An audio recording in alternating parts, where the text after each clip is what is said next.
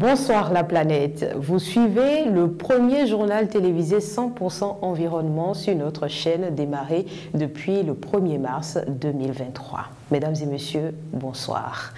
Le monde célèbre ce jour la journée internationale pour la conservation de l'écosystème des mangroves. Proclamée par la Conférence générale de l'UNESCO en 2015 et célébrée chaque année le 26 juillet, la journée internationale pour la conservation de l'écosystème des mangroves vise à sensibiliser à l'importance des écosystèmes de mangroves en tant qu'écosystème unique, spécial et vulnérable et promouvoir des solutions pour leur gestion durable, leur conservation et leur utilisation. Je vous invite à suivre le message de Audrey Azoulay, directrice générale de l'UNESCO, ce 26 juillet. Son message ici est lu par Audrey Salanon. Message de Audrey Azoulay, directrice générale de l'UNESCO, à l'occasion de la Journée internationale pour la conservation de l'écosystème des mangroves, ce 26 juillet 2023. Les mangroves sont un trait d'union entre terre et mer. Enracinées dans des eaux salées et des sols livrés aux marées, ces plantes forment un univers rare et fragile, un arbre de vie qu'il faut protéger. De l'entrelacs des racines à la cime des branches, la végétation des mangroves constitue un habitat complexe où de nombreuses espèces viennent se nourrir et se reproduire et forment l'un des écosystèmes les plus foisonnants qui existent. Ces milieux sont également vitaux pour l'être humain car ils freinent l'érosion des côtes et constituent une source d'alimentation pour beaucoup. C'est sans doute pour cela que le poète colombien Tomás González en a fait le symbole de son recueil intitulé Manglares, qui appelle à retrouver l'unité essentielle de la nature. Pour que les arbres d'abord se dessinent, puis s'effacent et se fondent dans l'air, le paysage derrière les vasières, pour que le fou de bassin se jette contre la mer, dans un instant saupoudré de sel, de soleil, éblouissement, et pour que la mer enfin brille d'abord et à nouveau se confonde avec la terre. Le système mangrove a beaucoup souffert des activités humaines.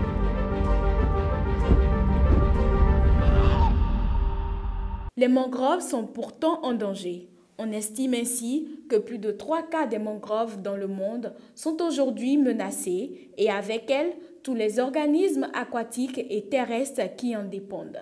C'est pourquoi l'UNESCO a décidé d'agir pour les protéger, comme d'autres écosystèmes précieux de carbone bleu à travers ses géoparcs, ses sites du patrimoine mondial et ses réserves de biosphère. Toutefois, le temps presse. Face à l'urgence climatique, il faut aller plus loin encore car les mangroves sont aussi des puits de carbone essentiels que nous ne pouvons pas laisser disparaître. C'est pourquoi l'UNESCO mène un projet de restauration des mangroves dans 7 pays d'Amérique latine, à savoir en Colombie, à Cuba, en Équateur, en El Salvador, au Mexique, au Panama et au Pérou. Ce projet est non seulement porteur d'opportunités économiques pour les communautés locales, mais permet également un partage de connaissances entre les populations locales et autochtones et la communauté scientifique. Au-delà de la protection et de la restauration, c'est aussi d'une prise de conscience massive dont nous avons besoin. Pour cela, il faut éduquer et sensibiliser, non seulement dans les écoles, mais partout où cela est possible. Tel est l'esprit de l'exposition que l'UNESCO a conçue conjointement avec le Mangrove Action Project et le Musée national des sciences de Thaïlande et qui sera présentée au public au siège de l'organisation à Paris, en France, en septembre prochain. Cette exposition fera ensuite le tour du monde car c'est en faisant connaître les mystères des mangroves que nous pourrons les préserver durablement. C'est tout l'objectif de cette journée, que l'ensemble des acteurs de nos sociétés prennent conscience de la valeur, de la beauté, mais aussi de la vulnérabilité des écosystèmes des mangroves et s'engagent pour les protéger. Il faut faire ça, quand est-ce qu'il faut... Notre reportage sur cette journée célébrée par Sogea Satom. José Tonato, ministre du Cadre de vie et des Transports chargé du développement durable, a tenu une conférence de presse ce mardi dans le cadre du lancement du projet La Nuit des Parcs nationaux initié par African Parks. Lors de cette conférence, le dit projet a été présenté aux professionnels des médias. C'était à la salle de conférence du ministère du Cadre de vie et des Transports en charge du développement durable avec Ornella Agbeyon et Gildas d'Almeida. Protéger la nature, c'est garantir le fonctionnement des écosystèmes et procurer de l'eau, de l'air pur et des ressources durables pour des milliers de personnes vulnérables vivant autour des parcs. Au Bénin, plusieurs initiatives ont été mises en œuvre conformément à l'atteinte de l'ODD 15 relative à la vie terrestre.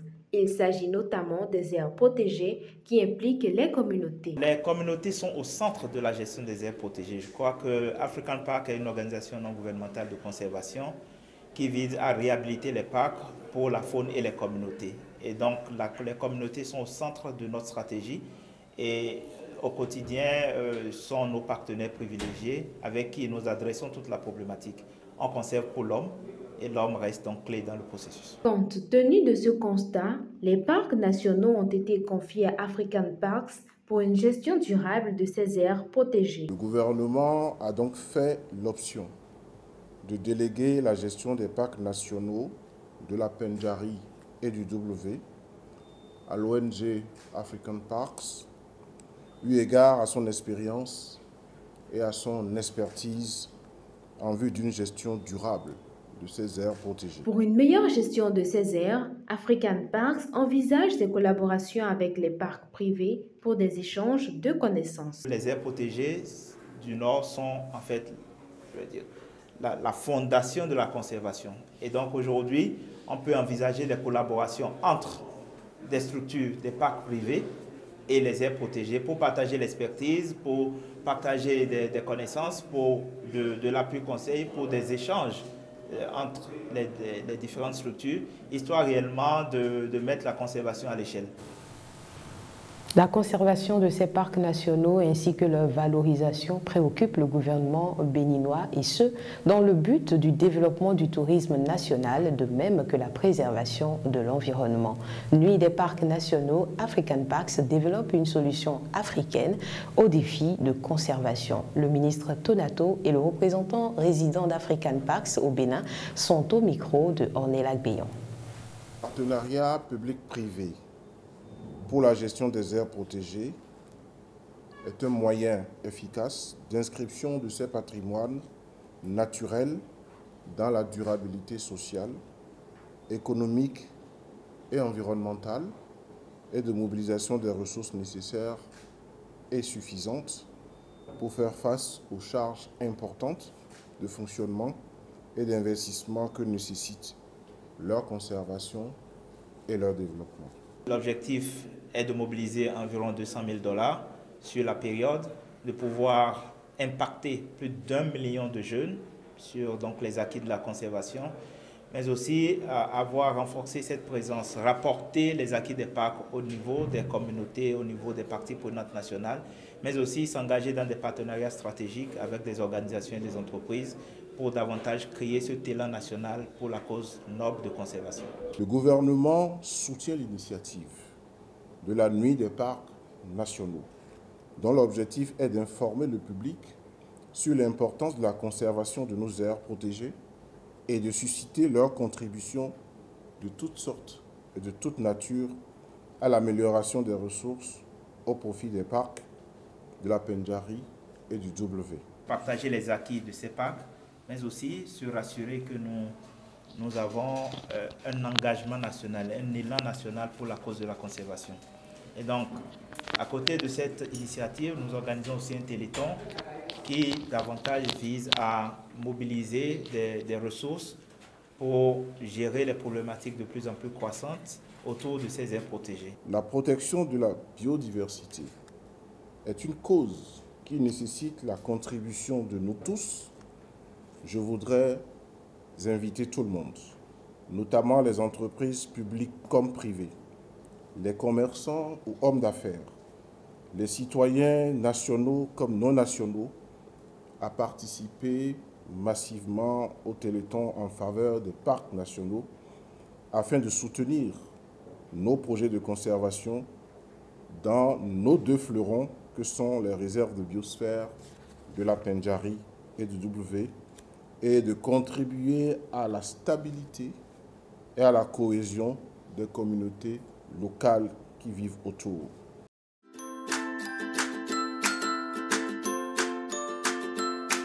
« 100% Terre vous fait découvrir les merveilles de la nature pour le bien-être de la peau et des cheveux. 100% Terre, c'est des beurres végétaux, des huiles végétales, des graines et des poudres.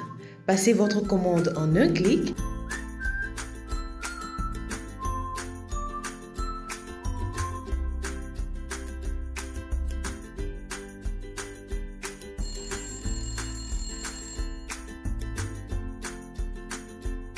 100% Terre, le bonheur est dans la nature. 100% Terre, un produit de Terre à Terre Bénin. » Au Bénin, l'ONG Nouveau Type de Citoyen a lancé la première phase de la campagne dénommée Tojrado. Le but est d'amener les citoyens à signaler les caniveaux à ciel ouvert qui sont dans leur localité. Notre équipe a suivi Steven Adekambi, directeur de l'éducation citoyenne au sein de l'organisation non gouvernementale NTC.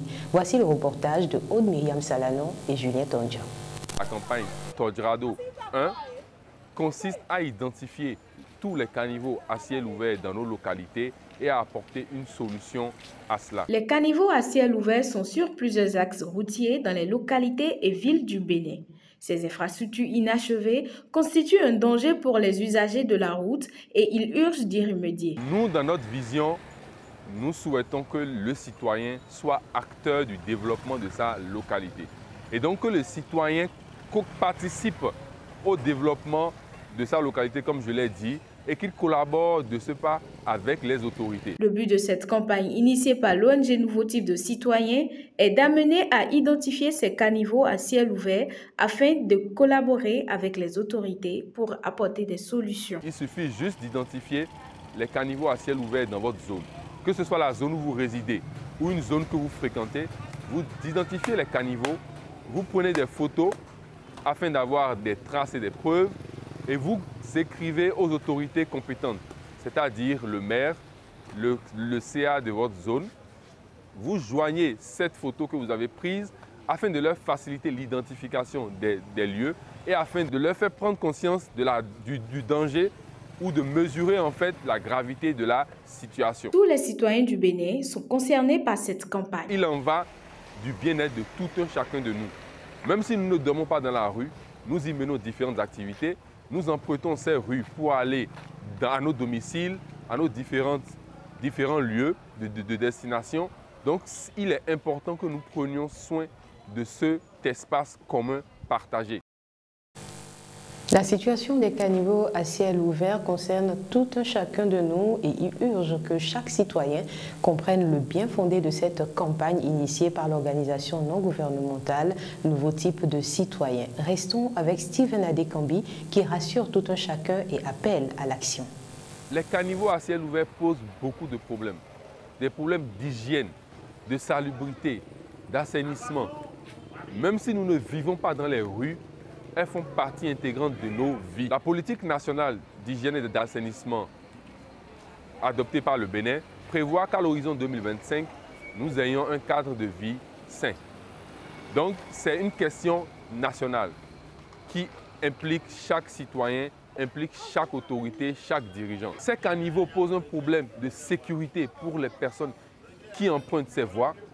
Nous avons déjà eu des cas où des personnes se sont blessées, des personnes ont même eu des fractures et malheureusement des personnes sont décédées après avoir eu des incidents avec ces caniveaux-là. Il est donc important, chers citoyens, chers internautes, que nous puissions poser des actions afin que ce problème soit réglé de manière durable pour tout un chacun de nous. Il ne s'agit pas d'incriminer les autorités ici, il s'agit plutôt de porter une information aux autorités, d'amener les autorités à mesurer tout ce que nous avons comme difficulté, tout ce que nous encourons comme problème et de les amener à nous aider à régler ces problèmes-là. Donc, il n'y aura aucun problème pour un citoyen qui prend cette initiative de contribuer à régler le problème des caniveaux à ciel ouvert dans nos localités et dans notre pays. N'ayez donc pas peur, rejoignez la vague, faisons de ce mouvement un mouvement national afin qu'à la fin de cette campagne, nous ayons un bon nombre de caniveaux qui seront réglés, réparés pour le bien-être de tout un chacun de nous.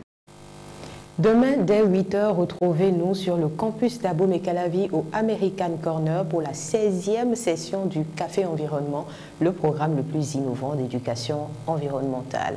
Vous pourrez nous suivre en direct sur Terre à Terre Bénin, Facebook et sur YouTube et l'ensemble de nos programmes sur le www.planetterreaterre.tv.bj. Merci de votre fidélité. Abonnez-vous à notre chaîne.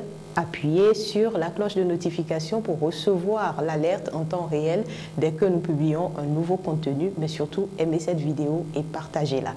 Contactez-nous également pour la couverture médiatique de l'ensemble de vos activités liées à l'environnement. Protégez l'environnement parce que l'environnement, c'est vous. Bonsoir.